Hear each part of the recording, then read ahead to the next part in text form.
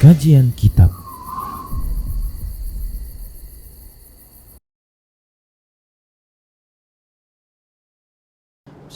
Assalamualaikum warahmatullahi wabarakatuh. Innal hamdalillah nahmaduhu wa nasta'inuhu wa nastaghfiruh wa na'udzu billahi min shururi anfusina wa sayyiati a'malina may yahdihillahu fahuwal muhtadi wa may yudlil falan tajida lahu waliyyan mursyida. Asyhadu an la ilaha illallah wahdahu la syarika lah wa asyhadu anna Muhammadan abduhu wa rasuluh alladzi la nabiyya ba'dah. Wa qala Allah subhanahu wa ta'ala ya ayyuhalladzina amanu taqullaha haqqa tuqatih wa la tamutunna illa wa antum muslimun. Wa qala azza man qala ya ayyuhalladzina amanu taqullaha wa qulu qawlan sadida yuslih lakum a'malakum wa yaghfir lakum dhunubakum wa may yuti'illaha wa rasulahu faqad faza fawzan 'azima. Ya ayyuhan nasu taqu rabbakumul ladzi khalaqakum min nafsin wahidah wa khalaqa minha zawjaha wa batha minhuma rijalan katsiran wa nisaa'a wattaqullaha alladzi tasaaluna bihi wal arham innallaha kana 'alaikum raqiba. Amma ba'du, inastaqal hadithi kitabullah wa khairal hadi hadi Muhammad sallallahu alaihi wasallam wa syarrul umur muhdatsatuha wa kullu muhdatsatin bid'ah wa kullu bid'atin dhalalah wa kullu dhalalatin finnar. Kaum muslimin, kaum muslimat, jamaah Masjid At-Taubah Jalan Perona Medan, para pemirsa Rosat TV dan para pendengar Radio Medan Mengaji dimanapun Anda berada, alhamdulillah kita kembali bertemu melanjutkan kajian kita dengan mempelajari kitab Al-Mawsu'ah Al-Manahi Syar'iyyah yang ditulis oleh Syekh Salim bin Aid Al-Hilali hafizahullah. Ikhwah, kita masuk pada bab berikutnya, yaitu bab taghlidil zajri an ikhtilafis sufuf fis salati wa tarkil farji adamu saddil khalal. Bab sangat dicelanya perbedaan saf ketika sholat, maksudnya sholat berjamaah.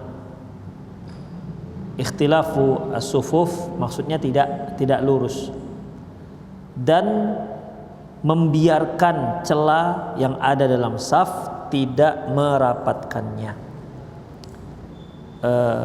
Bab ini menunjukkan kepada kita, ingin mengisyaratkan kepada kita bahwasanya di saat kita sholat berjamaah dan menyusun saf, maka dicela kalau saf tersebut tidak lurus dan juga tercela kalau saf tersebut tidak rapat.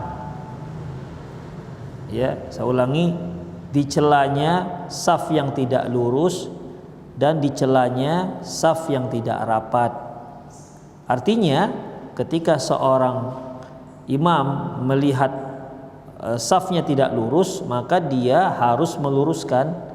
Sebagaimana kalau dia melihat safnya tidak rapat, maka dia harus perintahkan untuk rapat. Apa dasarnya? Berikut dasarnya.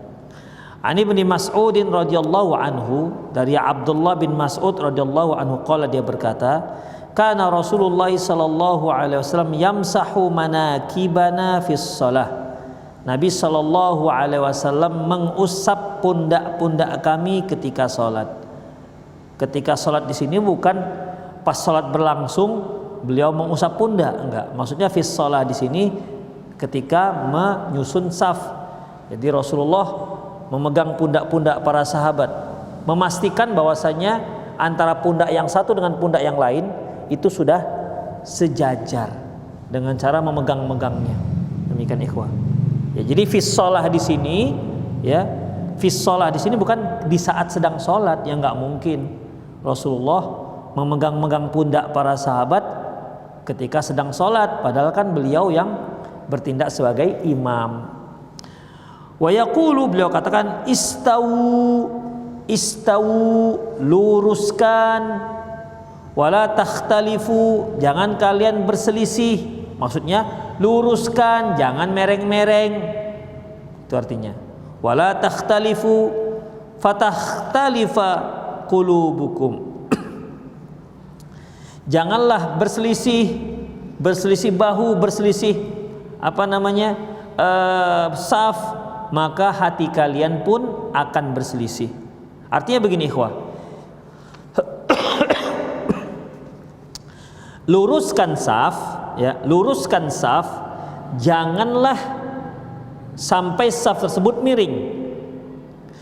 Karena kemiringan saf ini ataupun saf yang tidak lurus akan mengakibatkan hati kalian akan berselisih.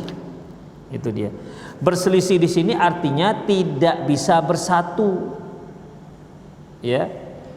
Sulit untuk mempersatukan.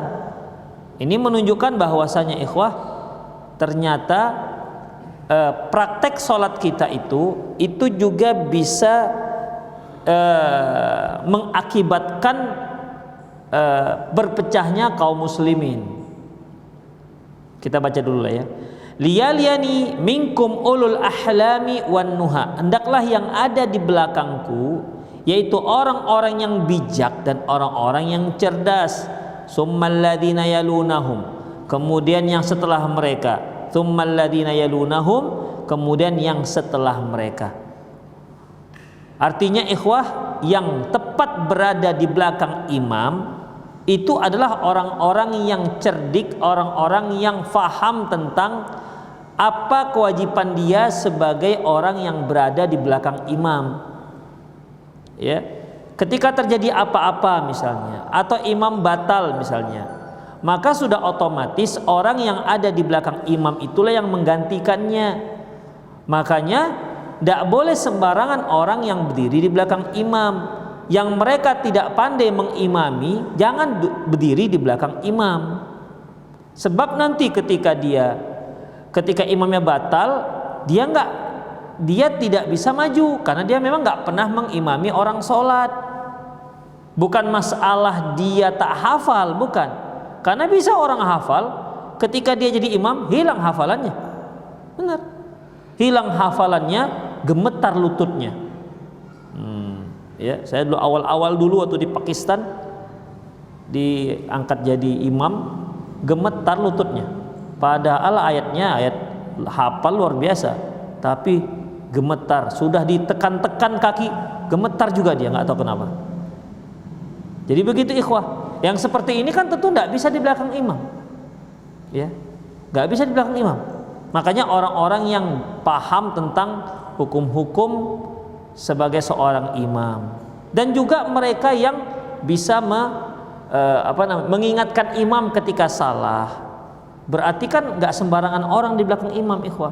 Jangan sampai imamnya lupa, dia pun lupa juga karena melamun di belakang imam.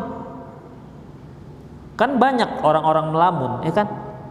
Ketika sholat, di luar sholat dia nggak melamun, tapi ketika sholat melamun. Entah kenapa enak melamun itu kalau ketika sholat. Itulah ikhwah, makanya orang yang di belakang imam kata Rasulullah, dia liyani ulil ahlami wan nuha. Yang di belakangku khusus untuk orang-orang yang cerdas, untuk orang-orang yang bijak. Itu dia. Selebihnya yang sebelah kanan, sebelah kiri silahkan kalian perebutkan. Ya, silahkan kalian perebutkan.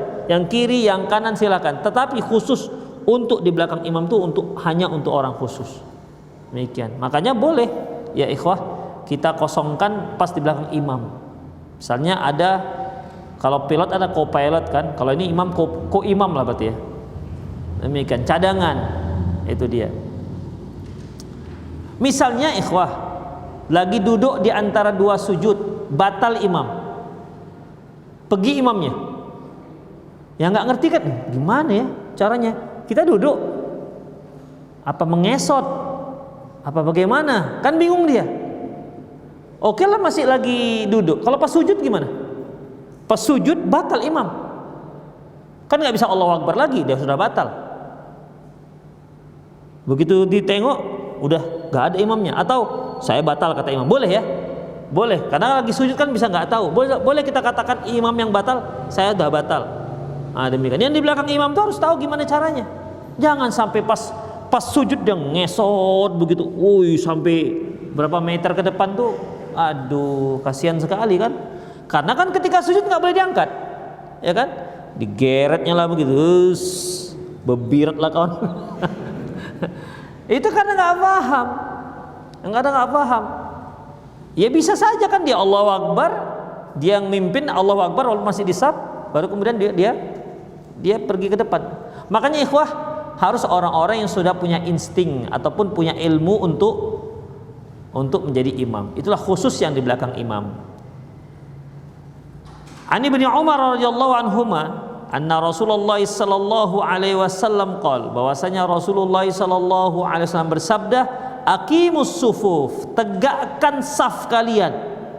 Tegakkan saf ini maksudnya, ya mana ada orang yang di saf enggak tegak kan? Tegakkan saf ini artinya yaitu luruskan saf kalian, ya. Wahadu bainal manakib, luruskan bahu kalian, ya, luruskan bahu kalian.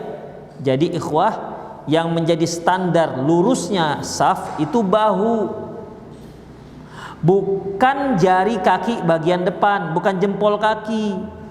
Sebab kalau kita buat yang lurus jempol kaki, karena lebih enak kita meluruskan jempol kaki ketimbang bahu, karena kan nampak di depan. Ya kalau yang nanti satu kakinya kaki mini, yang satu jumbo, gimana? Akhirnya bisa ke belakang dia, gara-gara meratakan saf dengan standar jempol kaki. Demikian ikhwah. Jadi bagaimana standarnya? Dengan bahu.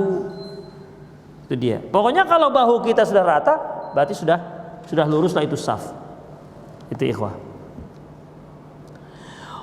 Wasaddul khalal. Saddul khalal itu artinya tutup celah. Tutup celah itu artinya jangan dibiarkan ada celah.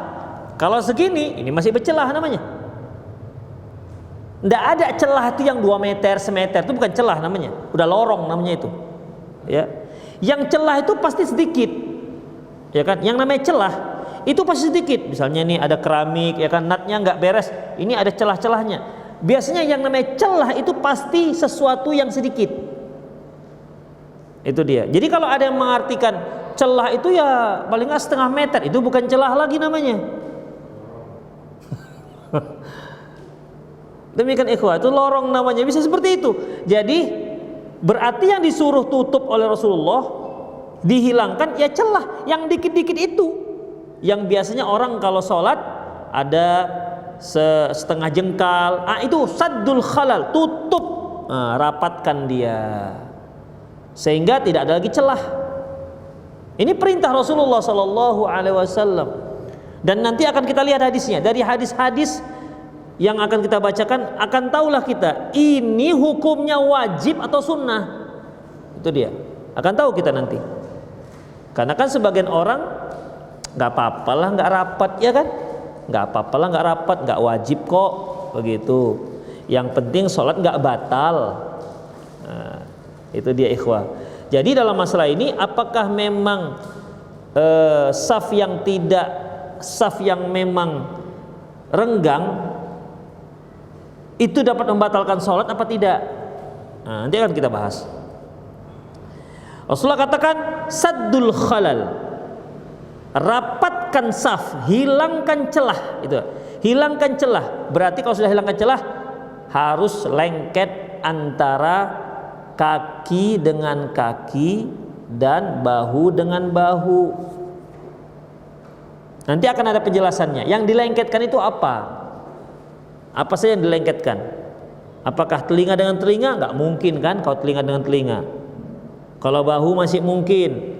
Lutut bisa nggak? Lutut dengan lutut. Kalau lutut dengan lutut berarti harus begini tuh apanya, ya kan? Ada demikian. Dan masya Allah ada dijelaskan oleh Rasulullah Sallallahu Alaihi Wasallam. Yang mau dilengketkan itu apa? Celah apa saja yang harus ditutup? Walinu bi aidi ikhwanikum, dan lembutkan lenganmu dengan lengan temanmu. Jadi kalau kita kan ini lengket nih, ya, bahu dengan bahu lengket, ya kan? Kan ada celah, nggak boleh ada celah. Jadi ketika kita takbir dan kita sholat, ya kita lembutkan. Lembutkan tangan kita, jangan. Itu orang yang sebelah terasa loh. Ya. Antum pernah nggak merasa ada orang menguat-kuatkan bahunya? Pernah? Kan dalam hati kita, nantang kawan ini kan gitu. Iya, ngapain dikuat? Allahu Akbar. Mau mempertahankan apa rupanya? Ya kan? Begitu. Jadi makanya Rasulullah mengatakan linu bi aidi ikhwanikum. Lembutkan lengan kalian. Baik ketika sholat, ketika berdiri, maupun ketika sujud. Jangan Allahu Akbar. Ini nggak bisa geser. Pak. Begitu kan? Ya, jadi itu akan bermasalah dan itu akan dirasa oleh teman di samping kita. Dengan kita menguat-nguatkan, mengeras-ngeraskan tangan kita, terasa mereka. Memang udah terasa, dia juga akan merasa sesuatu yang tidak enak. Demikian. Kemudian wala tadaru furujat lisyaitan. Jangan kalian biarkan celah itu diisi oleh setan. Wa man wasala saffan wasalahullah. Barang siapa yang menyambung saf, maka Allah akan menyambung dengan dia. Artinya hubungan dia dengan Allah akan terus disambung oleh Allah Subhanahu wa taala. Wa man qata'a saffan qata'ahullah. Barang siapa yang memutuskan saf, maka Allah putuskan hubungan dengan dia. Hadis diriwayatkan oleh Imam Abu Daud dan Imam Ahmad. An Ibnu Abbas radhiyallahu anhuma, dari Abdullah bin Abbas radhiyallahu anhuma, qala, dia berkata, qala Rasulullah sallallahu alaihi wasallam, Rasulullah sallallahu alaihi wasallam bersabda, iyyaka wal furaj, yakni fi shalah. Hati-hati kalian dengan celah. Artinya jangan sampai sholat jamaah kalian itu bercelah. Itu dia. Kalau dalam bahasa Arab, iyyaka itu berarti larangan. Iyyaka wal kadhib, fa innal kadhibu yahdi ilal fujur, wa innal fujur yahdi ilan nar. Jangan kalian berdusta, karena kalau berdusta itu akan menyeret kalian pada perbuatan yang buruk, perbuatan jahat, perbuatan dosa. Perbuatan dosa ini akan menjerembabkan kalian ke dalam neraka. Nah, itu dia. Iyyaka. Ini iyyak wal furaj. Hati-hati kalian dengan yang namanya celah, yakni fi salat, ketika salat. Jangan biarkan celah. Ya, jangan biarkan celah. Hanya saja memang praktek kita walaupun sama teman-teman pengajian itu seringnya untuk menutup celah, akhirnya kaki kita terlalu mengangkang, ya kan? Terlalu mengangkang. Itu dikarenakan ketika saf kita susun, bahu kita tidak kena. Itu dia. Karena kita khawatir kaki kita di bawahnya itu ada celah, akhirnya kita harus mengangkang. Demikian. Terlebih lagi kalau kita sholat bersama orang awam, dia nggak mau kan rapat. Dari tempat kita berdiri paling nggak ada setengah jengkal lah, dia berdiri samping kita, ada celah tadi setengah jengkal. Kita ingin merapatkan saf, maka kita kangkangkanlah kaki kita. Wap begitu, seperti udah macam-macam lagi ya sholatnya, demi menutupi celah tersebut. Demikian ikhwah. Jadi dalam masalah ini memang nggak bisa dilakukan oleh 1-2 orang, harus satu masjid, ya, harus satu masjid.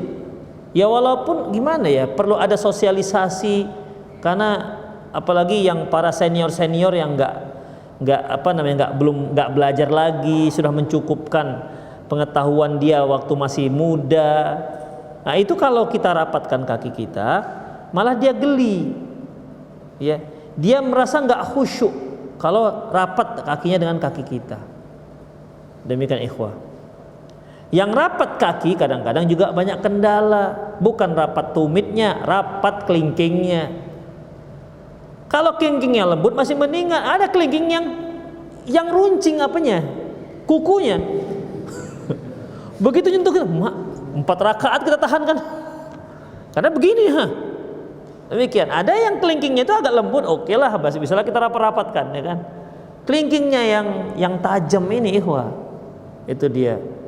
Jadi bukan kena dagingnya, kukunya. Kan ada kuku yang begini, macam taji ayam tuh dia jadinya. Demikian. Ya, jadi intinya hilangkan yang namanya celah. Ini kan namanya perintah sudah. Hilangkan celah, jangan terlalu bercelah.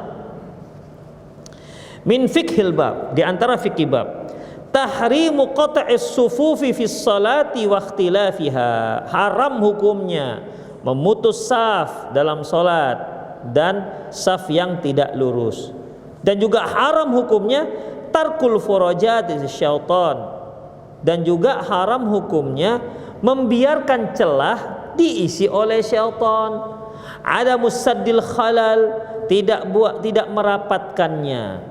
Jadi di sini penulis mengatakan semua larangan yang ada dalam hadis itu menunjukkan haram.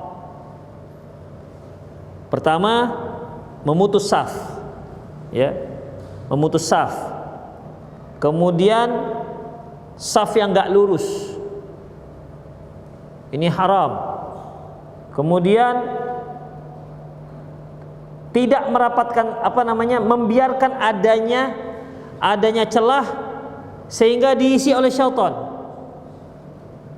Kemudian tidak mau rapat, tidak rapat. Ini semua hukumnya haram yang apabila dikerjakan berdosa. Tapi ingat, tidak berpengaruh kepada hukum sholatnya. Sholatnya tetap sah. Itu dia. Sholat tetap sah. Sama seperti ini, ikhwah.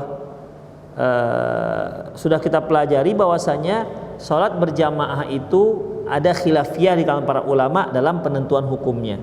Tapi yang kuat bahwasanya sholat berjamaah itu fardu ain untuk laki-laki. Tapi kalau ada laki-laki yang dimana dia tidak sholat berjamaah tanpa uzur, maka kita katakan dia berdosa. Berdosanya itu karena tidak berjamaahnya. Adapun sholatnya tetap sah. Itu dia. Sama seperti ini nih, ya. Sama seperti ini. Kalau dia sholat berjamaah, berarti kan harus nyusun saf, ya. Kalau dia sengaja safnya tidak dirapatkan dan sengaja tidak diluruskan, ya, tahu dia nggak lurus, tapi dia santai aja, nggak ada keinginan untuk lurus. Padahal kan biasanya kalau kita nyusun saf kan kita tengok kiri kanan juga kan, lurus. Kita tahu kita agak sejengkal maju ke depan, macam imam pula dia jadinya. Pak, lurusan, alah, begitu, ngelawan pula dia, ya, berdosa ikhwah. Beda halnya kalau nggak tahu ya. Kalau nggak tahu ya mungkin karena dia rabun, tengok kiri kabur, tengok kanan kabur gitu kan. Jadi akhirnya nggak tahu dia nyusun. Ini memang sudah jelas tidak lurus, tetapi dia pertahankan ketidaklurusannya itu, tidak berupaya untuk meluruskan. Berdosa dia. Wa wajhul istidlal, sisi pendalilannya satu, an-nahyu an ikhtilafi wal amru birassiha wa taswiyatiha wa iqamatiha. Larangan untuk tidak meluruskan saf, perintah untuk merapatkan dan meluruskan serta menegakkan saf. Itu dia. B, ta'liqu ada mukhtilafil wujuh wal qulub 'alaiha. Rasulullah mengancam, ya. Rasulullah mengancam, beliau katakan bahwasanya stau, luruskan, wala takhtalifu, jangan kalian miring-miring. Fatakhtalifa qulubukum, maka hati kalian nanti akan berselisih. Ikhwah, berselisih itu hukumnya apa? Makruh? Sunnah? Wajib berselisih? Haram. Allah menyuruh kita agar kita itu bersatu di atas tali Allah. Wa'tasimu bihablillahi jami'an, kalian pegang tali Allah semua. Wala tatafarraqu, jangan kalian berselisih, jangan kalian menyempal dari pegangan ini. Mereka yang melepaskan pegangan tali Allah, mereka lah yang dikatakan berselisih. Tali Allah berapa? Satu. Tali Allah itu hanya satu. Makanya mereka yang bisa bersatu, yang bareng-bareng pegang tali Allah yang satu ini. Ya, bukan yang namanya bersatu, yang satu mengatakan Allah itu di mana-mana, yang satu mengatakan Allah itu jauh tak berjarak, dekat tak bersentuh. Yang satu mengatakan Allah itu bergabung dengan dia dan Allah bergabung jadi satu, manunggaling kaula Gusti. Demikian. Yang satu mengatakan Allah di atas aras, maka kita bergabung menjadi satu. Itu namanya persatuan. Itu bukan persatuan namanya. Wong yang satu pegang tali mana, yang satu pegang tali mana, yang satu pegang tali mana. Berapa tali sudah itu? Yang satu pegang tali rumbia, pegang tali plastik, pegang tali tambang, nggak bersatu namanya. Itu masalah akidah dan itu masalah penting. Demikian. Jadi yang namanya wa'tasim, bersatu tuh pegang tali Allah yang satu itu. Wala tatafarraqu, jangan kalian terpecah, artinya jangan kalian lepas ini, akhirnya kalian tuh menyempal, ya. Kalian akhirnya menjauh dari persatuan kaum muslimin ini. Demikian ikhwah. Dan ketika Allah mengatakan jangan kalian berselisih, ya, berselisih itu tandanya kita diperintahkan untuk bersatu dan diharamkan berselisih. Apabila berselisih itu hukumnya haram, berarti semua penyebab perselisihan, semua penyebab perselisihan harus dihilangkan dan tidak boleh kita sebagai penyebab perselisihan tersebut. Di antara penyebab perselisihan apa? Apa? Di antara penyebab perselisihan, safnya nggak beres. Itu dia, ya. Safnya nggak beres. Perzinahan hukumnya haram. Segala perkara yang bisa menyebabkan seorang berzina maka hukumnya haram. Seperti berdua-duaan dengan pacarnya. Ustadz, kalau nggak dua-duaan makruh gitu. Kami nggak berdua kok Ustadz, banyak tuh, banyak di kafe-kafe banyak, tapi di meja itu kami berdua aja. Saya pandang mata dia, ku pandang juga matanya. Gitu kan, itu termasuk dua-duaan, ya. Nanti jangan-jangan berzina pun, ya, yang penting kan orangnya rame. Na'udzubillah min dzalik. Jadi itu termasuk berduaan, ya. Ikhwan rahimanallah wa iyyakum. Jadi ketika perzinahan itu diharamkan, semua jalur yang menuju pada perzinahan haram, termasuk juga menyentuh wanita yang bukan mahram. Li ayyuta'ana ra'sa rajulin bi mikhyatin minal hadid khairum min ayyamussal mar'atun la tahillulah. Ya,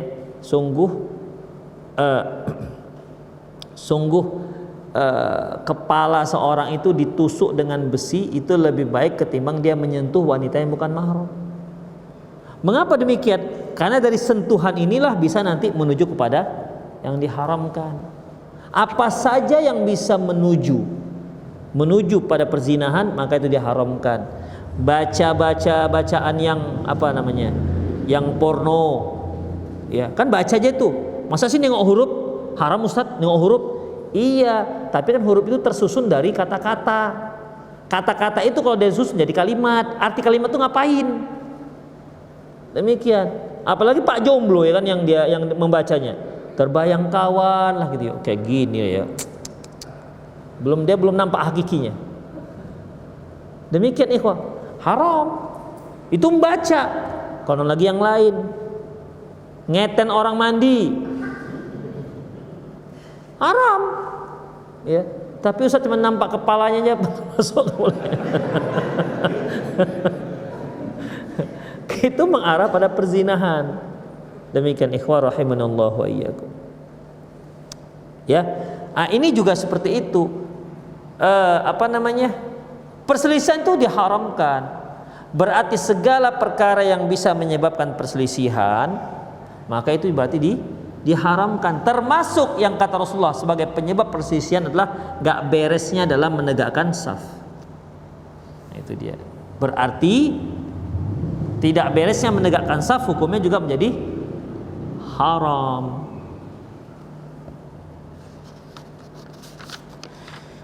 Selanjutnya, Wa ma'lumun annama adda ila haram fa huwa kadzalik. Sebagaimana yang sudah dimaklumi, semua yang bisa mengarah kepada keharaman maka ini semua dikatakan haram. Semua. Ya. Ikhwah, salah satu yang dijaga oleh syariat yaitu menjaga keautentikan nasab, ya kan? Makanya segala perkara yang dapat merusak nasab maka diharamkan, ya kan? Di antaranya apa? Perzinahan. Terus apa lagi? Hah? Apa? Memutus silaturahmi. Enggak. Diharamkannya menisbatkan kepada seorang yang bukan bapaknya. Rasulullah katakan min afrol firo. Di antara dosa dusta yang terbesar yaitu mereka yang mengaku seorang itu bapaknya padahal dia bukan bapaknya, dia tahu itu bukan bapaknya. Seperti mengatakan bin fulan, fulan ini bukan bapaknya. Itu termasuk dosa besar. Ini akhirnya nanti akan apa? Menyamarkan keturunan. Maka dijaga, nggak boleh, wah, ya, nggak dibolehkan. Itu diantaranya. Tab selanjutnya, C. Ad-du'a ala man qata'a saffan ayyaqta'ahu Allah. Dalam hadis juga menyebutkan Rasulullah mendoakan mereka yang memutuskan saf maka Allah akan putuskan juga dia. Artinya Allah tak akan pedulikan dia. Itu ikhwah. Ya kalau Allah Subhanahu wa taala tak mau lagi tak mempedulikan kita, itu bagaimana kita jadinya? Ya kan? Bisa hancur kehidupan dunia kita apalagi akhirat kita. Ancaman seperti ini ikhwah itu tidak mungkin hukumnya makruh. Ancaman seperti ini mangqata saffan qata'ahu Allah. Barang siapa yang memutuskan saf maka dia telah memutuskan, maka Allah akan putuskan hubungan dengan dia. Ini enggak akan mungkin maknanya makruh, pasti haram. Ya, pasti haram. Tapi yang mana yang dikatakan memutuskan saf? Hah? Yang buat celah tadi. Putus itu kan berarti nggak bersambung, ya kan? Saya punya tali, 2 tali. Saya biarkan begini. Sudah disambung talinya Ustadz, sudah. Loh itu belum sambung. Udahlah, anggap aja bersambung. Kan nggak bisa. Bersambung itu ya, itu baru bersambung dia namanya. Ya, itu bersambung namanya. Terhubung dia. Seperti listrik, ya. Listrik putus kenapa? Karena nggak bersambung. Walaupun dia tinggal 1 mili, kalau nggak bersambung gimana? Kalau dia nggak bersambung, walaupun hanya 1 mili, ya nggak bersambung namanya. Putus. Wayarnya putus dalam. Mungkin hanya 1/2 mili nggak nyambung dia. Tapi tetap dikatakan putus. Demikian. Man qata'a as-saffan qata'ahu Allah. Barang siapa yang memutuskan saf, Allah putus dengan dia. Insyaallah. Ini ancaman ikhwah, ya ancaman. Dan ini maknanya sekali lagi tidak bisa diartikan ini hukumnya makruh. Ini bisa dipastikan hukumnya haram. Selanjutnya at-tashabbu bis-sufufil malaikatil kiram. Harus menyerupai safnya malaikat. Kama tasifu 'inda rabbiha. Sebagaimana malaikat menyusun saf di hadapan Allah Subhanahu wa taala. Wa fihi hadisu Jabir bin Samurah radhiyallahu anhu. Dalam masalah ini tercantum dalam hadis Jabir bin Samurah radhiyallahu anhu, qala, dia berkata, kharaja alaina Rasulullah sallallahu alaihi wasallam. Nabi sallallahu alaihi wasallam keluar menemui kami, faqala, dan berkata, ala tasuffuna kama tasufful malaikatu 'inda rabbiha. Tidakkah kalian mau menyusun saf seperti malaikat menyusun safnya di hadapan Allah Subhanahu wa taala? Itu dia. Ikhwah, ini bukan anjuran. Ya. Ini bukan anjuran, ini perintah. Mau enggak kalian makan tempat saya? Kemudian enggak mau Ustadz gitu. Ya kan? Kalau itu iya, tapi ini enggak bisa dikatakan anjuran. Ya. Enggak bisa. Karena kalau kita kalau kita gabungkan dengan hadis-hadis sebelumnya, ya, Hadis-hadis sebelumnya ini nggak bisa anjuran. Ini perintah tapi dengan halus. Itu dia, perintah dengan halus. Misalnya ini, antum sekolah, salah satu peraturan sekolah yaitu wajib pakai sepatu. Antum masuk sekolah pakai sendal, pakai slipper. Datang kepala sekolah, "Nak, tidakkah engkau mau pakai sepatu?" Gitu. "Oh, anjuran Pak ya." Tamparnya langsung. Bisa kena tampar lah kepala sekolah. Itu bukan anjuran, Nak, itu perintah tapi lembut. Kan tanya lagi, "Kenapa nggak pakai seragam, Nak? Kenapa nggak pakai seragam?" Itu jangan dijawab. Ya, jangan dijawab. Itu pertanyaan tapi ingkari. Ikhwah rahimanallahu wa iyyakum. Baik, selanjutnya. Ala tasufuna kama tasuful malaikatu 'inda rabbiha? Tidakkah kalian mau menyusun saf seperti malaikat menyusun saf di hadapan Allah? Faqulna ya Rasulullah. Kami berkata, "Ya Rasulullah, wa kaifa tasuful malaikatu 'inda rabbiha?" Ya Rasulullah, gimana caranya para malaikat itu menyusun saf di hadapan Allah Subhanahu wa taala? Beliau mengatakan, yutimmuna sufufal ula. Mereka pertama yaitu menyempurnakan saf-saf terdepan terlebih dahulu. Saf pertama, jangan susun saf kedua sebelum saf pertama sempurna. Jangan susun saf ketiga sebelum saf kedua sempurna. Itu cara malaikat. Jadi penuh depan, belakang, penuh belakang, terus begitu. Intinya dipenuhkan dulu di depan, baru susun saf di belakang. Kemudian watarasu fi saf, dan mereka rapat safnya. Dan mereka safnya rapat, tarasu. Ikhwah, kalau antum melihat hadis kaifiyat sujud, ya, kaifiyat sujud itu disebutkan telapak kakinya yarusu, artinya rapat. Demikian. Kemudian B, kana Rasulullah sallallahu alaihi wasallam yarahum min wara'i dhahrih. Nabi sallallahu alaihi wasallam melihat mereka dari belakang. Artinya walaupun Rasulullah menghadap ke kiblat, tapi Rasulullah itu melihat mereka. Ya. Saya ulangi, walaupun Rasulullah sallallahu alaihi wasallam itu melihatnya ke kiblat, tapi beliau bisa melihat para sahabat yang ada di belakang.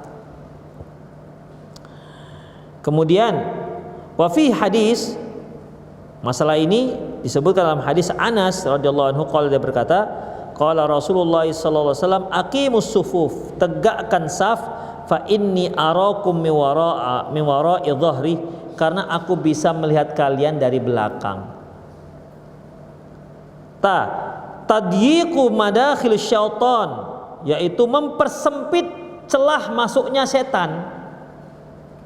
Fa innahu yadkhulu fil furaji wal khalali, setan itu masuk di celah-celah yang ada. Setan akan masuk di celah-celah yang ada. Ka auladid dha'nis sighar, yaitu dalam bentuk seperti anak kambing kecil. Jadi anak kambingnya itu, setan itu dalam bentuk anak kambing, dan dia akan masuk di celah-celah saf.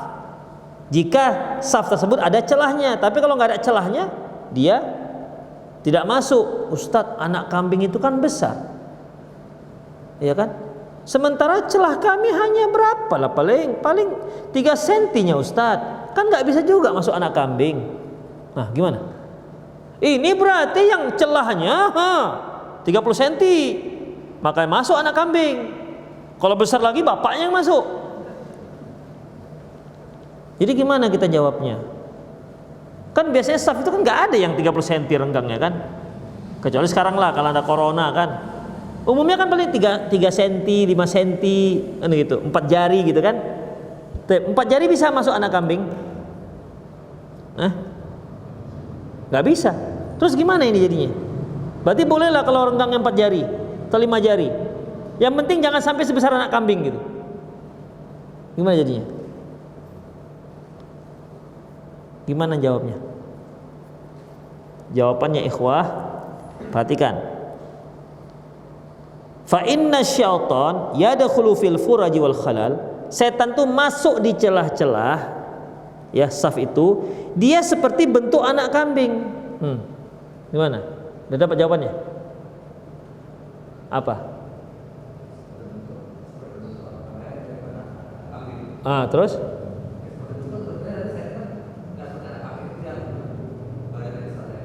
Itu dia. Kan di sini dikatakan dia itu bentuk anak kambing, bukan besar seperti anak kambing. Itu dia. Ya, tidak harus besarnya seperti anak kambing, bentuknya saja seperti anak kambing. Itu dia.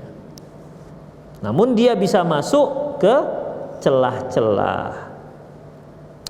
Wa fi hadis Abi Umamah radhiyallahu anhu, di sini juga ada hadis Abu Umamah radhiyallahu anhu, qala, dia berkata, qala Rasulullah sallallahu alaihi wasallam, Rasulullah sallallahu alaihi wasallam bersabda, sawu sufufakum, luruskan saf kalian, wa hadhu bainal manakibikum, dan luruskan bahu-bahu kalian, walinu bi aidi ikhwanikum, dan lembutkan tangan-tangan kalian dengan tangan teman kalian, wasaddul khalal, dan hilangkan celah, fa inna syaitana yadkhulu bainakum bimanzilatil hadaf, sesungguhnya setan akan masuk di celah di antara kalian itu seperti anak kambing. Yang hadaf itu anak kambing warna hitam,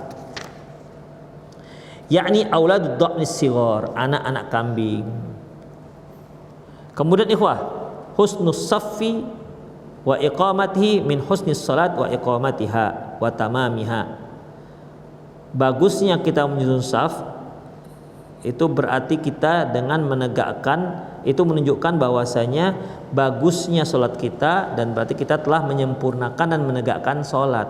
Ini kalau salat berjamaah maksudnya. Wa fi hadisun katsiratun, dalam masalah ini banyak sekali. Wa minha hadisu Anas radhiyallahu anhu, di antaranya hadis Anas radhiyallahu anhu, qala Rasulullah sallallahu alaihi wasallam bersabda, sawu sufufakum, luruskan saf kalian, fa inna tasfiyatas sufuf min iqamatis shalah, sesungguhnya meluruskan saf termasuk menegakkan salat. Dalam riwayat yang lain, min tamamis shalah, sesungguhnya meluruskan saf termasuk kesempurnaan salat. Wa fi hadis Abi Hurairah min husnis salat, dalam hadis Abu Hurairah termasuk baiknya salat. Nah, saya tanya, tadi kita katakan haram kan kalau seandainya ada celah, ya, tapi di sini Rasulullah katakan min tamamis salah, saf dengan cara yang baik, yang lurus dan tidak meninggalkan celah, itu termasuk menyempurnakan salat, termasuk penyempurna salat. Yang penyempurna ini kan masa dosa, salatnya sudah sah tapi belum sempurna. Ini kira-kira maknanya apa? Dia sudah makan tapi belum habis, gitu kira-kira, belum sempurna. Ada makna dosa di sini. Disinilah ikhwah yang ada yang berdalilkan bahwasanya meluruskan saf, merapatkan saf itu enggak wajib. Itu tidak wajib, hanya berdasarkan ini. Ikhwah, kalau hanya itu yang kita pakai, terus kemana mau kita lemparkan hadis-hadis yang jelas-jelas ini? Yang Rasulullah mengancam kalau kalian berselisih juga hati kalian. Itu kan ancaman. Kemudian mangqata as-saf qata'ahullah, barang siapa yang memutuskan saf, Allah putuskan juga dia. Ini kemana hadis yang mau kita buat? Kalau hanya berdalilkan dengan min tamamis shalah, sana sempurna salat, berarti kalau nggak sempurna nggak apa-apa, nggak berdosa gitu artinya. Ini keliru ikhwah. Kemudian bisa juga diartikan min tamamis shalah, kalau safnya bagus, rapat, lurus, maka pahala salatnya sempurna. Tetapi kalau nggak lurus, maka pahala salatnya nggak sempurna dan dia berdosa karena masalah saf, gitu maksudnya. Ya, terkait dengan masalah saf dia berdosa, tapi salatnya, pengaruhnya terhadap salat tidak sempurna, bukan tidak sah. Paham ya maksudnya? Jadi di situ kalau semakin bagus saf kita, maka semakin besarlah pahala, makin banyaklah, semakin beratlah pahala sholat kita. Itu dia. Kalau safnya nggak sempurna, berarti berkuranglah nilai sholatnya, dan bukan berarti tidak sah. Tetapi terkait dengan penyusunan saf, apa ini? Dia berdosa. Itu dia. Sekarang saya tanya, orang yang sholat sendiri dengan sholat berjamaah gimana? Mana lebih sempurna? Berjamaah. Tapi kalau dia sholat sendiri, sah nggak? Sah. Begitu. Kalau dia nggak sholat berjamaah sah, tapi dia berdosa. Bisa antum pahami kira-kira makna tamam ini? Jadi tamam di sini, ikhwah, ya, bisa artinya ya tidak sempurna terkait dengan sholatnya, tapi safnya berdosa dia karena dengan sengaja tidak mau meluruskan saf dan tidak mau merapatkan saf. Demikian ikhwah rahimanallah wa iyyakum. Ya, semoga bisa difahami. Itulah dia makna daripada min tamamis shalah. Jadi ya ikhwah, tetap saja yang namanya meluruskan saf, karena ancaman yang enggak meluruskan saf itu dapat membuat kita berselisih, sementara berselisih itu suatu hal yang dilarang dalam agama. Ya. Kemudian dapat ancaman dari Allah. Itu doanya Rasulullah. Ya, doanya Rasulullah, ya Allah, mereka yang memutus saf, maka putuskan juga dia. Demikian ikhwah. Ya, nanti akan ada lagi beberapa keterangan yang lebih menguatkan lagi bahwasanya yang memang harus lurus dan memang harus rapat. Demikian. Banyak lagi hadis dia, tengok nanti, ya. Banyak lagi keterangannya tentang bagaimana menyusun saf. Demikian ikhwah, aqulu qouli hadza wa astaghfirullah li wa lakum wa lisal muslimin innahu wal ghafurur rahim. Bagi para ikhwah yang ingin bertanya, silakan langsung. Bagi para jamaah Masjid Taubah Jalan Perona Medan, silakan bertanya langsung boleh, atau bagi para pemirsa Pasat TV atau pendengar Radio Medan Mengaji yang dimanapun Anda berada yang ingin mengajukan pertanyaan, silakan kirimkan pertanyaan Anda di 0895 6113 27778 0895 6113 27778. Baik, sudah ada yang masuk.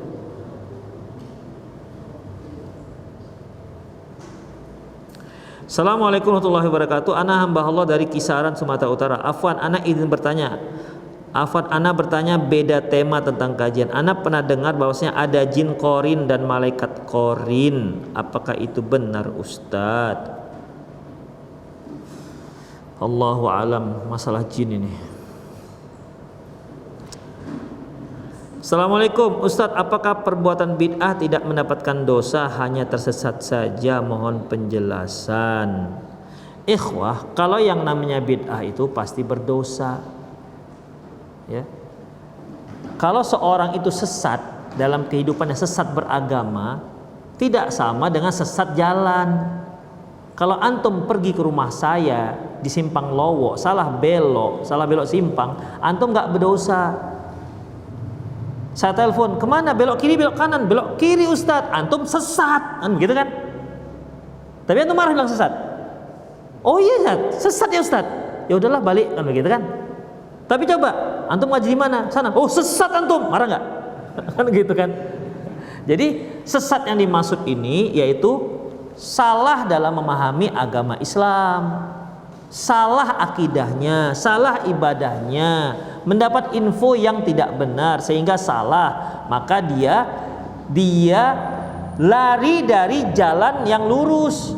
Kan kita selalu berdoa, ihdinas siratal mustaqim, tunjukkan kami jalan yang lurus. Mereka yang masih berada di jalan yang lurus, maka mereka dikatakan gak sesat. Tapi mereka yang akhirnya karena bujukan rayuan si setan, akhirnya dia belok kiri atau belok kanan, dia tinggalkan jalan yang lurus, maka dia katakan sesat.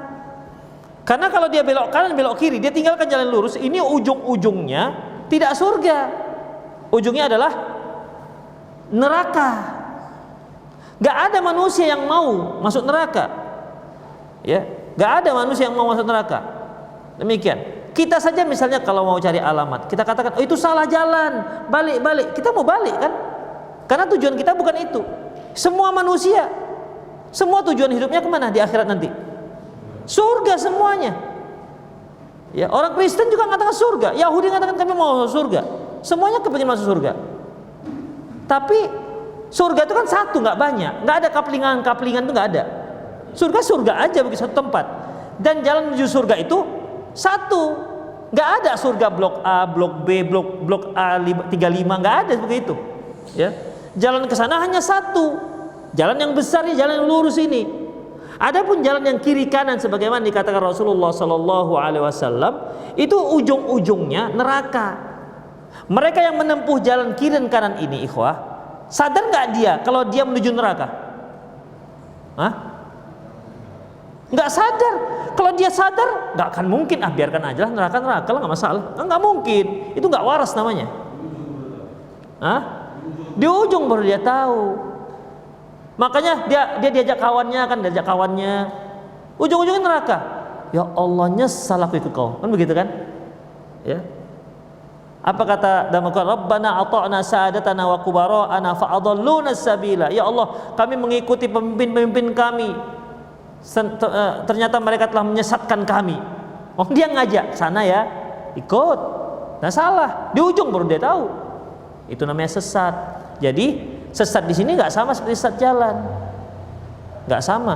Sesat jalan nggak berdosa. Tapi kalau sesat dalam masalah agama, dia berdosa.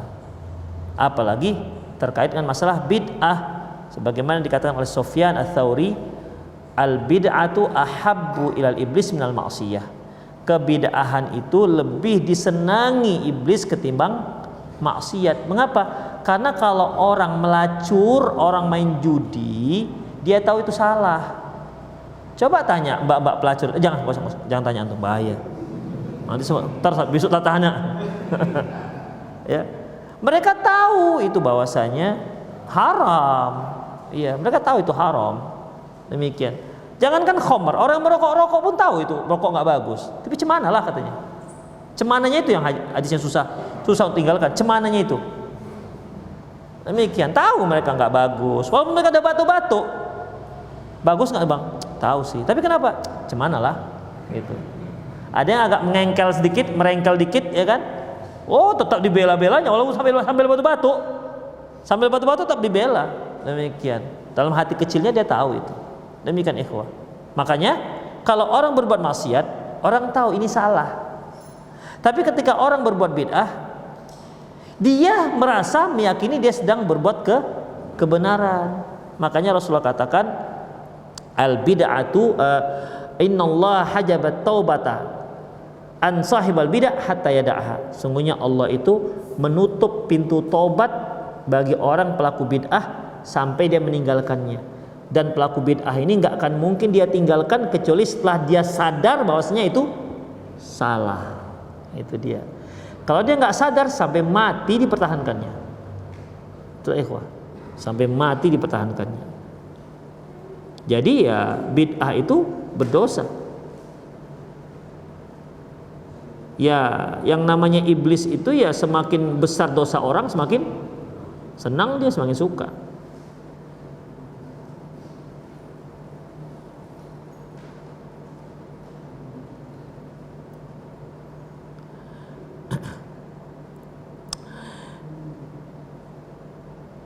Sama wala Korin. Ustadz, apakah dengan pengerasan tangan saat sujud atau melebarkan kaki saat duduk tasyahud sehingga orang sebelah pahanya menjadi rapat, apakah itu termasuk menzolimi di sebelah? Ikhwah, kalau kita melakukan dengan sengaja, pada asalnya kan tangan kita ini ketika sholat kan nggak keras, lembut dia pada dasarnya. Allahu alam ya, kalau yang bodybuilder itu memang sudah keras betulan atau gimana. Dia nggak dikeraskan, dia sudah keras. Beda dengan kita ini kan, udah dikeraskan tetap lembek dia. Ya kalau itu lain lagi ceritanya lah kan. Kita ini orang ini nantang ini kan begitu. Udah sholat kita pegang, memang keras rupanya. Memang keras. Jadi ini memang artinya kesengajaan. Ya jelas menzolimi orang, ya, menzolimi orang. Adapun kalau dia tasyahud akhirnya lebar kali, dia ambil tempatnya. Ya. Kenapa? Karena gemuk misalnya.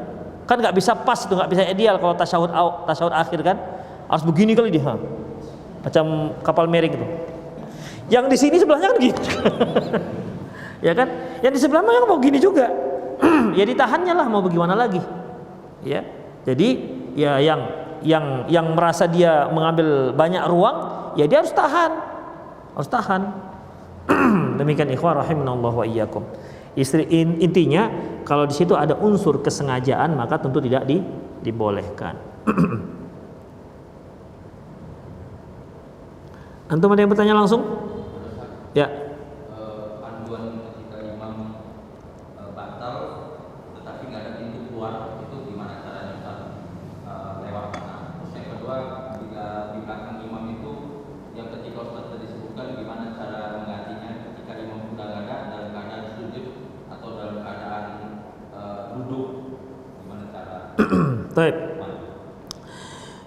Ketika ruang imam itu tidak ada pintu keluar, itu bagaimana? Kemana dia pergi? Potong aja saf keluar. Ya, baik dia potong melintas di depan saf, ataupun dia potong saf, boleh. Ya menuju pintu lah, jangan menuju kemana. Tempat yang terdekat misalnya. Ya pintu terdekat. Pintu terdekat ada di samping, tapi dia pakai yang dia mau yang dari belakang itu. Ya berapa saf yang dia potong jadinya. Nah, demikian. Jadi baik dia lewat di depan saf karena kan nggak apa-apa. Ya, apabila kita sedang berjamaah, ya boleh kita melintas di depan saf. Yang nggak boleh itu kita melintas di depan imam. Tapi antara imam dengan saf pertama, saf kedua boleh melintas. Begitu. Ya untuk keperluan lah. Ngapain pula kita bolak-balik ke situ? Ya kan? Ya kalau kita bolak-balik tanpa ada keperluan, tentu ini mengganggu sholat. Ya, demikian. Misalnya ini sudah penuh nih, ya, karena pintu di sana nampak di sana ada dua, masih ada tiga lagi, tiga space untuk 3 orang. Sementara nggak bisa kita ke sana kecuali lewat saf, lewat aja saf, depan saf. Begitu. Nggak perlu juga gini-gini, derek langkung gitu, nggak perlu juga, lewat aja. Demikian ikhwah. Ya boleh, silakan, tidak ada masalah. Ya, ini belum selesai ini. Ya, jadi ikhwah rahimanallahu ikum boleh. Yang penting ambil jalan yang paling dekat. Itu dia. Boleh dia potong saf, melintas di depannya atau dia potong. Yang kedua yaitu gimana bilangnya. Kalau misalnya si imam batal lagi sujud atau lagi duduk, itu gimana gantinya? Lagi bilangnya, ya imam bilang aja batal. Kalau dia udah batal kan udah selesai, bilang saya sudah batal, tolong digantikan. Boleh. Kita kan boleh ngomong dengan orang yang sholat, asalkan yang sholat jangan jawab. Bang, saya batal bang. Sip. Nggak boleh. Ya, jadi boleh ikhwah. Seperti kalau ada orang, kita sedang sholat, ada lewat orang ucapkan salam, assalamualaikum, boleh kan kita jawab dengan cara isyarat. Ya nggak boleh kalau kita jawab dengan ucapan. Demikian. Nah, dianya bagaimana? Pas lagi sujud misalnya, apakah dia langsung ketika sujud tuh menggeret hidung dan jidatnya terus begini? Ya, nggak harus begitu. Duduk aja dia dulu. Allahu Akbar, dia kan duduk. Ketika duduk gimana? Apa harus ngesot? Pindah aja sebagaimana biasanya. Gimana pindahnya? Begitu. Gimana pindahnya? Kan nggak harus berdiri. Ya merangkak apa biasa aja, santai aja. Pokoknya gimana enaknya pindah gitu. Ya nggak perlu jago, nggak perlu lebay juga kan, harus rolling sep, nggak perlu juga kan. Nggak perlu begitu. Ya biasa aja. Gimana pindahnya pindah? Gimana enak pindah? Demikian ikhwan. Untuk apa duduk? Dia berdiri untuk apa? Ngapain dia berdiri? Untuk berjalan ke depannya. Ya kan di depan, nggak jauh-jauh kali. Ya kalau memang dia bisanya berdiri baru ke sana, nggak ada masalah, duduk. Diri kemudian dia gitu kan, nggak ada masalah. Yang penting dia menggantikan posisinya itu. Itu dia. Atau bisa juga dia tetap aja di situ. Jadi imam, ya kan ini tinggal duduk, dia terus sujud lagi. Nanti ketika berdiri, baru dia maju, bisa. Ya. Intinya dia harus menggantikan gitu. Ketika memang sulit dia untuk berpindah ke tempat imam mungkin dikarenakan posisi lagi sujud, atau mungkin dikarenakan kita tidak tahulah begitu kan. Ya boleh dia komandoi saja, sepertinya dia pada waktu itu seolah-olah seperti imamnya kaum wanita gitu kan jadinya di tengah-tengah saf. Sudah, ketika sudah berdiri, barulah dia maju. Yang lain bisa menutup safnya.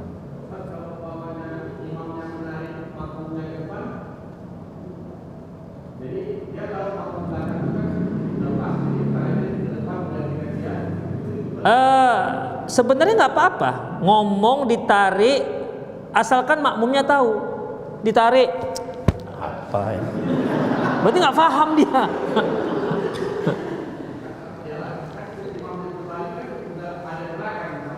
Iya, yang penting makmumnya tahu. Boleh pakai ngomong, saya udah batal, maju gantikan, dah. Atau kita ngomong, saya batal, silahkan gitu kan. Intinya, atau sentuh gini, tahu dia kan. Yang penting dia tahu maksud kita. Kalau dia nggak tahu itu yang repot.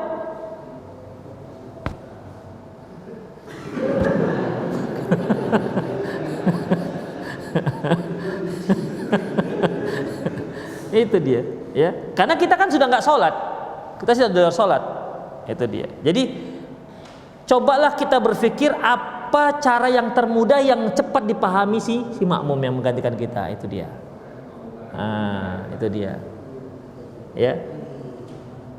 Demikian. Antum nanya silakan. Kalau masalah soal berjamaah tadi Ustaz. Ya. Soal berjamaah, sebelah kiri kita sudah rapat dan sebelah kanan kita nggak rapat. Kalau kita bilang kita rapat kan dia nggak merapat Ustaz. Apakah kita lebarkan kita atau enggak? Enggak dilebarkan ke kita. Sebelah kanan sudah rapat, sebelah kiri nggak mau rapat. Pak, sini Pak. Gitu kan? Hah? Nah, itu kalau dia tahu. Kalau kita tarik dia begini. Loh, itu terjadi, wah. Itu terjadi di Payageli. Rapat-rapat pukul. Iya, bukan omong kosong, itu kejadian dipukul. Ya, ada yang dipukul langsung mukanya, ada yang kakinya dipijak.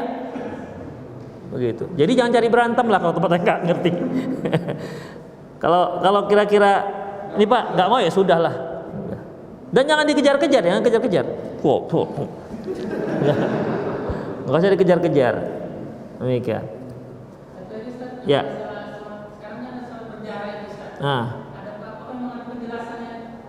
Ada dari para ulama ada penjelasannya, itu ketika seorang itu khawatir, ketika dia khawatir terpapar karena di sana ada virus corona, khawatir, maka silahkan dia berjarak, nggak apa-apa, itu sebagai uzur. Namun ikhwah, ketahuilah merapatkan saf itu hukumnya wajib, dan itu jelas wajibnya, ya. Makanya kekhawatiran itu pun harus kekhawatiran yang betul-betul khawatir. Ini kalau pas masjid khawatir dia rapat. Ketika di kafe nggak pernah dia khawatir rapat. Demikian. Jadi seolah-olah corona itu di masjid semua. Demikian. Tengok masjid corona ini. Di kafe nggak ada corona, di restoran nggak ada corona. Jadi ya kita harus fair. Demikian. Ya kita harus fair. Dan kemudian itu juga terkait dengan kebijakan nazirnya. Kalau nazirnya kita jarang, udah jarang. Boleh, dan itu boleh karena dan para ulama sudah menfatwakan sudah lama, sudah sepakat para ulama membolehkan pakai masker. Pada dasarnya kan nggak boleh kita menutup wajah pakai ketika sholat, ya.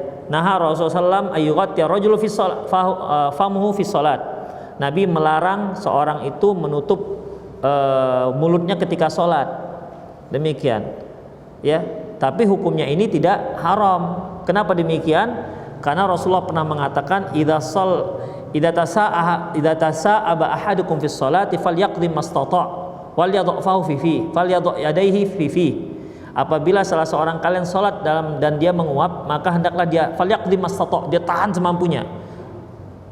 Dan atau hendaklah dia letakkan tangannya di mulutnya. Letakkan tangan di mulut, tertutup enggak?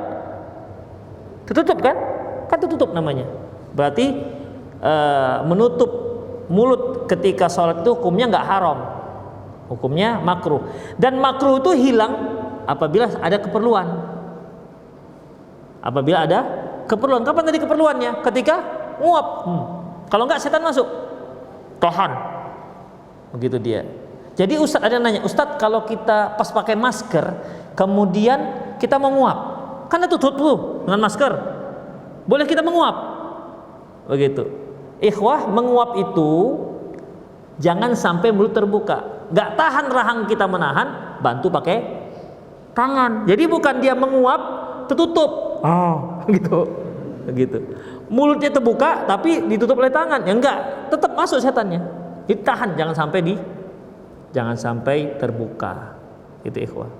Dan itu sudah fatwanya sudah sepakat para ulama Saudi, Mesir, Yordan, udah nggak perlu dibahas-bahas lagi, sudah jelas masalahnya. Demikian ikhwah. Ya bagi yang memang dia khawatir, ya jangankan dia berjarak, dia tak sholat ke masjid pun jadi boleh ketika dia sangat mengkhawatirkan hal itu. Tapi sekali lagi kita harus tepuk dada tanya iman, betul nggak sholat ke masjid karena corona, betul apa enggak nih, gitu ya. Nanti pas jualan di Kampung Lalang dekat-dekat dengan inang-inang itu nggak masalah, dia nggak corona. Demikian. Jadi itu kembali kepada kita, ya, kembali kepada kita. Allahu a'lam bishawab.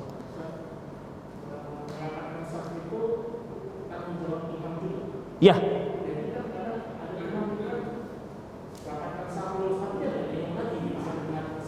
Nah, itulah banyak imam yang nggak ngerti. Jadi dia la ilaha illallah kata Bilalnya kan qomat. Dia sudah ngadap sana. Dia menghadapnya ke dinding. Saf, lapat, lurus, tapi nengok ke dinding, gitu. Seharusnya kan dia nggak makmum. Dia memperhatikan makmum. Bukankah Rasulullah katakan menyuruh imam untuk memperhatikan imam? Memperhatikan makmum, artinya bisa dia menakar-nakar apa bacaan yang harus dia baca. Beliau katakan fa inna fihim al-kabir wad-dha'if wal-marad. Di antara mereka ada yang sudah tua, ada yang lemah, dan ada yang sakit. Jadi kalau dilihat ada yang sakit ya jangan panjang-panjang kali bacaannya, gitu maksudnya. Berarti kan imam memang memperhatikan satu. Yang kedua, Umar bin Khattab radhiyallahu anhu itu ketika beliau jadi imam itu ada tim untuk meluruskan saf. Ini coba Rasulullah SAW ketika meluruskan saf, sawu sufufakum, kemudian beliau mengusap bahu-bahu kami. Kira-kira di mana posisi beliau? Di tempat imam atau tempat makmum? Jas makmum. Apa tangan Rasulullah memanjang gitu, begitu, sebelum kartun? Kan enggak. Berarti dia turun ke makmum. Seharusnya begitu. Ya, seharusnya begitu. Kalau orang-orang sunnah yang ada di Pakistan begitu, dia turun ya, saf pertama, saf kedua. Kalau kita begitu nih, saf lurus rapat turun imam, Pak Imam mau kemana? Karena nggak terbiasa. Nah, demikian ikhwah. Jadi kalau Umar bin Khattab punya ajudan dia untuk meluruskan saf pakai tongkat begitu. Itu menunjukkan pentingnya meluruskan saf. Karena apa ikhwah? Karena kaitannya dengan apa tadi? Iya, Allah putus dengan dia, kemudian akan terjadi perselisihan, kan bahaya ini. Demikian. Bismillah Ustaz, apa setiap imam wajib meluruskan saf makmum sebelum memulai salatnya dan ucapannya? Iya, dia yang atur. Ya, dia yang atur. Demikian. Tapi kalau makmum yang nggak mau, ya kan orang-orang banyak yang datang ke masjid kita. Pak, luruskan Pak. Gak mau dia. Pak, rapatkan Pak. Udah rapat, karena rasa dia rapat tuh ya begini. Itu dia, gak mau dia rapatkan lagi.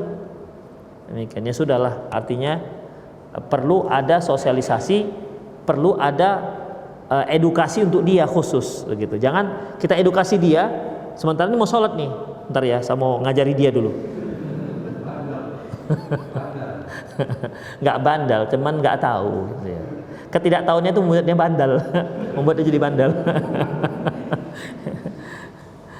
Demikianlah ikhwah rahimanallah wa iyyakum, semoga bermanfaat. Aqulu qouli hadza wa astaghfirullah li wa lakum wa lisal muslimin innahu wal ghafurur rahim. Subhanakallahumma wa bihamdik asyhadu an la ilaha illa anta astaghfiruka wa atubu ilaik. Wa akhiru da'wana alhamdulillahirabbil alamin. Assalamualaikum warahmatullahi wabarakatuh.